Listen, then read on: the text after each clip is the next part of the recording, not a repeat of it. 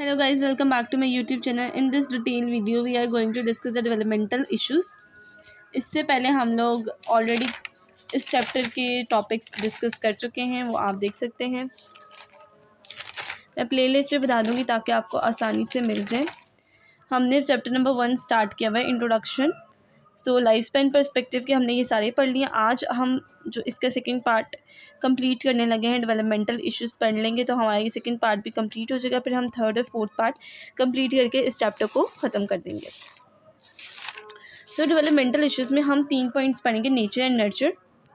फिर हम पढ़ेंगे stability and change and continuity and discontinuity, कि किस तरह नेचर और नर्चर हमारी डेवलपमेंट पे अफेक्ट करते हैं, किस तरह कॉन्टीन्यूटी और चेंज पे हमारी डेवलपमेंट रिलाई करती है, और किस तरह जो है वो हमारे पास स्टेबिलिटी और चेंज है वो किस तरह रिलाई करता है हमारी डेवलपमेंट पे। सो आपको सबसे पहले पता होना चाहिए नेचर और नर्चर क्या होते हैं। नेचर और नर्चर ये होते हैं कि नेचर के अंदर आप it is related to your internal bodily processes, it is related to your internal या बायोलॉजिकल इनहेरिटेंस। जो आपके इंटरनल प्रोसेसेस हैं, बायोलॉजिकल प्रोसेसेस हैं, वो आते हैं नेचर में। और नर्चर में हमारे पास आते हैं सोशल प्रोसेसेस, जिस तरह ये यहाँ पे लिखा है कि जो नेचर है उसमें आते हैं बायोलॉजिकल, और नर्चर में सोशल प्रोसेसेस आ जाते हैं। अब हम बारी बारी नेचर और नर्चर को डिस्कस करेंगे। नेचर को पहले कर लेते हैं, जिसके अंदर हमारे पास कौन कौन से प्रोसेसेस है, बायोलॉजिकल प्रोसेसेस है। इसके अंदर जो इम्पॉर्टेंट जो पॉइंट है जो नोट करने वाली है वो ये है, एवोल्यूशनरी एंड जेनेटिक फाउंडेशन। कि हमारे पास जो नेचर है उसके अंदर हमारी एवोल्यूशनरी और जो हमारे पास जेनेटिक इन्फॉर्मेशन है वो इवॉल्व करके उनके साथ कोलैबोरेट करके हम क्या करते हैं, बच्चों की या डेवलपमेंट हो रही थी या लोगों की डेवलपमेंट हो रही होती है, सिंपल। अब हम एग्जांपल में देखें तो हमें पता होता है कि नेचर के अंदर क्या हो रहा था कि प्यूबर्टी के अंदर जो हमारे पास रश होता है हार्मोन्स का, हम बात जो है वो वॉक करने से पहले बात करना सीखते हैं। We walk before we talk, sorry, जो अगर हम टॉक इतनी जल्दी नहीं करते, पहले हम बैठना सीखते हैं, फिर हम थोड़ा सा हिलना जुलना सीखते हैं, अपनी बॉडी पे ग्रिप करना सीखते हैं, फिर हम बात करना सीखते हैं। फिर हम एक वर्ड पहले बोलते हैं एकदम से नहीं, पूरी लाइन या एक पूरा जो है हम अल्फ़ाबेट्स लेके अल्फ़ाबेट्स की फॉर्म में सेंटेंसेस बनाना शुरू करते थे, नहीं, बल्कि हम एक वर्ड बोलते हैं, फिर हम 2 वर्ड बोलते हैं। तो ये क्या है, नेचर के अंदर आता है। इन्फेंसी के अंदर जो ग्रोथ हो रही है तो वो मोर रैपिडली हो रही होती है। ये किसके अंदर आता है, नेचर के अंदर आता है। नेचर के अंदर बेसिकली हमारे पास बायोलॉजिकल प्रोसेसेस आ रहे हैं। अब ये देखें, जो हमारे पास जो हार्मोन्स हैं हमारे पास प्यूबर्टी के अंदर, वो हमारे बिहेवियर को डिटरमाइन करते हैं। वो बिहेवियर भी तो एक डेवलपमेंट का हिस्सा आता है ना, कि आपका बिहेवियर चेंज हो रहा है, डेवलपमेंट हो रही है, आपकी फिजिकल ग्रोथ हो रही होती है, ये भी डेवलपमेंट के अंदर आता है। आपकी कोग्निटिव स्किल्स डेवलप हो रही थी, ये भी डेवलपमेंट के अंदर आ रहा होता है। आप लैंग्वेज डेवलपमेंट हो रही होती है, ये भी डेवलपमेंट के अंदर आ रहा होता है। तो इसके अंदर बेसिकली हमारे पास ये सारे प्रोसेसेस बायोलॉजिकल के अंदर आते हैं, बायोलॉजिकल प्रोसेसेस कहलाते हैं। बायोलॉजिकल प्रोसेसेस होने के साथ साथ ये हमारी डेवलपमेंट पर असर करते हैं, असरअंदाज होते हैं, अफेक्ट रखते हैं, इसलिए हम नेचर को डेवलपमेंटल इश्यूज़ के लिए डिस्कस कर रहे हैं। अगर नर्चर को देखें तो ये तो इन्वायरमेंटल आ जाते हैं, इन्वायरमेंटल ये सोशल फैक्टर्स आ जाते हैं। इसके अंदर हमारे पास पीयर्स होते हैं, फैमिली मेम्बर्स होते हैं, हमारे स्कूल्स होती हैं, इन्वायरमेंट जो हमारे पास एक्सटर्नल इन्वायरमेंट होता है वो होता है। इसके अंदर हमारे पास मीडिया, कल्चर, सारा कुछ आ जाता है। कल्चर भी इसके अंदर आता है, बहुत इंपॉर्टेंट पॉइंट है कि कल्चर किसके अंदर आता है, तो वो आता है नर्चर के अंदर। और एज अ कम्बाइंड नेचर और नर्चर हमारे जो है वो डेवलपमेंट को अफेक्ट कर रही होती है। अब स्टेबिलिटी और चेंज किस तरह हमारे डेवलपमेंट को ऊपर असर अंदाज कर रहा होता है।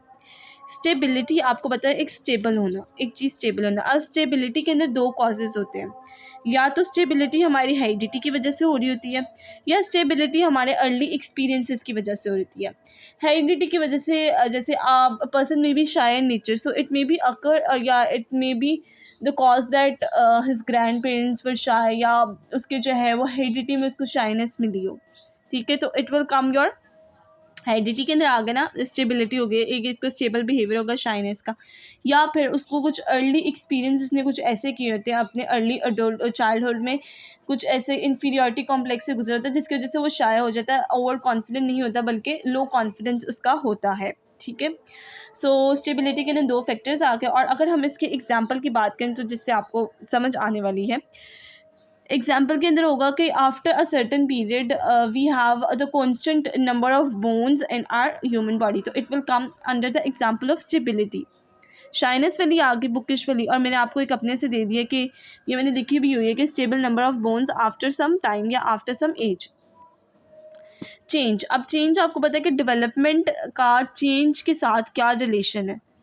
ठीक है, डेवलपमेंट का आपको पता है चेंज जो है वो आप थ्रू आउट लाइफ स्पैन हो रहा था डिफरेंट स्टेजेस के अंदर। देयर आर सर्टन स्टेजेस जहाँ पे स्टेबिलिटी भी होती है, लेकिन there are also certain stages जहाँ पे आप जो चेंज, कॉन्टीन्यूस चेंज आप फील करते हैं, कॉन्टीन्यूस चेंज हो रहा होता है। अगर हम इसके एग्जाम्पल्स के अंदर देखें तो हमारे पास क्या आ जाएगा कि चेंज इन हाइट, ये मैंने ग्राफ भी बनाया हुआ है कि जो है बच्चों की हाइट जो है वो चेंज हो रही होती है। पहले छोटे होते हैं, फिर बड़े हो जाते हैं, फिर बड़ा ऐसा आहिस्ता आहिस्ता स्लोप इंक्रीज होते बड़े हो लेते हैं। फिर एक एज आती है जिसके अंदर फिर वो सारा स्लोप डिक्रीज हो जाता है। ऐसे वो कौन सी एज होती है डिक्रीज वाली, जहाँ पे आप जो है लेट अडल्टहुड कह दें आप, वो होती है जहाँ पे आपके ग्रैंड पेरेंट्स लाइन करके जो है ना लोग झुक जाते हैं। फिर हमारे पास इमोशनल चेंजेस आते हैं, ये 2 एग्जांपल्स मैंने आपको दे दी हैं चेंज के अंदर। कॉन्टीन्यूटी एंड डिसकॉन्टीन्यूटी के अंदर हम क्या होता है अब वो देखते हैं। अब कॉन्टीन्यूटी आपको पता है कि it is related to the continuous change, और डिसकॉन्टीन्यूटी मतलब there is not a continuous change, और थोड़ा जो है वो चेंज पहले हो रहा है, फिर कांस्टेंट हो गया, फिर हो रहा है, फिर कांस्टेंट हो गया, तो ये डिसकॉन्टीन्यूटी है कि कॉन्टीन्यूटी के साथ चेंज नहीं अकर हो रहा। अब जो इसके अंदर यहाँ लिखा हुआ ये कह रहे हैं कि जो नर्चर वाले, अब नर्चर वाले कौन से होते हैं, कौन से नर्चर वाले होते हैं, जो सोशल फैक्टर्स पे रिलाई करता है, जो सोशल एनवायरनमेंट के जरिए डेवलपमेंट हो रही होती है, उसको हम नर्चर के अंदर क्लासीफाई करते हैं, जो मैं आपको पहले यहाँ पे बता चुकी हूँ। जो कि आपके peers, family members, school environment, community, media और कल्चर आपको प्रोवाइड करता है, वो क्या होते हैं, नर्चर के अंदर आते हैं। अब जो नर्चर के मानने वाले ना वो कहते हैं कि डेवलपमेंट जो है ना वो कॉन्टीन्यूस प्रोसेस है। ठीक है, कि कॉन्टीन्यूटी के साथ हो रही है सारा कुछ।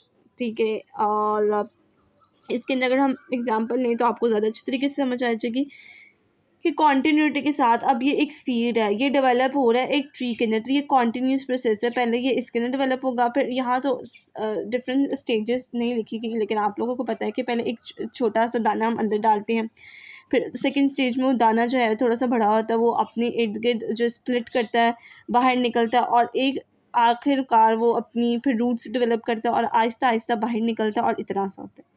फिर पानी देने के साथ, सनलाइट देने के साथ वो आहिस्ता आहिस्ता बढ़ा होता है, और बड़ा होते होते वो इतना बड़ा दरख्त में तब्दील हो जाता है। सो ये है हमारे पास कॉन्टीन्यूस प्रोसेस जो कि नर्चर वाले मानते हैं। ठीक है, आपने नर्चर का ज़रूर जिक्र करना है जब भी अगर आपको आया लिखने के लिए। अब लैंग्वेज डेवलपमेंट भी एक कॉन्टीन्यूस प्रोसेस है। ठीक है, आप आहिस्ता आहिस्ता, स्लो है, ग्रेजुअल है, कॉन्टीन्यूस है। अब डिसकॉन्टीन्यूस के अंदर क्या होता है कि आपके पास ड्रास्टिक चेंज आते हैं, ऐसे चेंज जो कि आप जो है वो वाज़ह तौर पर नुमाया ना हो। ठीक है, अब ये देखें डेवलपमेंट ऑफ बटरफ्लाई, इसके अंदर हम लिखें प्रोडक्शन ऑफ पेपर के डिसकॉन्टीन्यूस है। इसके अंदर जो चेंज होते हैं ना वो क्वालिटेटिव होते हैं। ठीक है, और डिसकॉन्टीन्यूस के अंदर जो है मैं आपको पहले बता चुकी, बटरफ्लाई डेवलपमेंट कैटरपिलर हो गया, और फिर मैंने प्रोडक्शन ऑफ पेपर आपको एक बता दिए। ह्यूमन डेवलपमेंट जो है ना ये कॉन्टीन्यूटी के अंदर आता है। ठीक है, so guys it was all about the today's video and today's lecture. So अगर आपको डेवलपमेंटल इश्यूज से रिलेटेड जो है मैंने नेचर, नर्चर, फिर स्टेबिलिटी और चेंज, कॉन्टीन्यूटी एंड डिसकॉन्टीन्यूटी पढ़ाया, अगर आपको कोई भी क्यूरीज़ है, कोई भी क्वेश्चन है तो आप पूछ सकते हो कमेंट सेक्शन में। वैसे तो ये टॉपिक शॉर्ट के लिए इंपॉर्टेंट नहीं है, बल्कि शॉर्ट के लिए भी इतना ज़्यादा इंपॉर्टेंट नहीं है, जर्नल है, MCQs वगैरह आ सकते हैं, लेकिन शॉर्ट के लिए भी आ सकते हैं, लॉन्ग के लिए तो इम्पॉर्टेंट नहीं है। सो साइको एनालिटिकल थेरी ये जो है इम्पॉर्टेंट लॉन्ग है, एरिक्सन की थेरी इम्पॉर्टेंट लॉन्ग है, ये लाजमी आएंगी मुझे जहाँ तक लगता है। कॉग्निटिव थेरी ये इम्पॉर्टेंट लॉन्ग है, और विकॉट्से की सोशियो कल्चर कॉग्निटिव थेरी ये एक इम्पॉर्टेंट लॉन्ग है। मैं जो है ये टॉपिक्स डिस्कस करूँगी एक अलग लेक्चर में, क्योंकि इनको ज़्यादा टाइम चाहिए और स्टार्ट से आपको कंसेप्ट जो है वो ग्रास्प करना ज़रूरी है। So this was about the part 3 of chapter number 1। Part number 1 के अंदर हमने ओवरऑल लाइफ स्पैन डेवलपमेंट की बात की है, फिर हमने इसके बाद biological and cognitive social emotional processes की बात की, और फिर पीरियड्स ऑफ डेवलपमेंट हमने अपनी सेकंड वीडियो में ये दोनों टॉपिक डिस्कस किए हैं, और डेवलपमेंटल इश्यूज अपनी थर्ड वीडियो में डिस्कस किए। अब फोर्थ वीडियो में मैं आपको साइको एनालिटिकल थेरीज पढ़ाऊँगी, और इसके अंदर हम फ्रॉइड के और एरिक्सन की थेरी को ख़त्म कर देंगे। अगर आपको वीडियो अच्छी लगी हो तो आप मेरे चैनल को सब्सक्राइब कर सकते हैं, और इस वीडियो को लाइक कर सकते हैं और शेयर भी कर सकते हैं।